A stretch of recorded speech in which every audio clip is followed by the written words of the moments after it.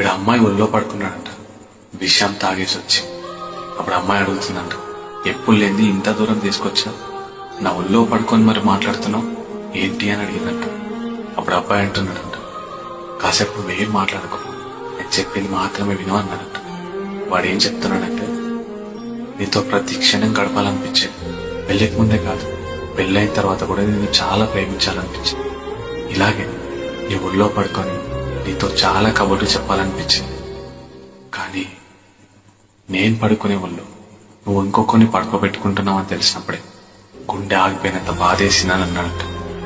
ఇవన్నీ తెలిసినా నీ ఒళ్ళో ఎందుకు పడుకున్నానో తెలుసా? నా ప్రేమ నిజం, నా బాధ నిజం. నేను పడుతున్న బాధ ఇంకొకడు పడకూడదని, నీ ఒళ్ళో పడుకునే చివరి వ్యక్తి నేనే కావాలని విషం తాగేసి వచ్చి పడుకున్నానని చెప్పి చచ్చిపోయాడట. ఈ కథ జరిగి 10 సంవత్సరాలు అవుతుందంట.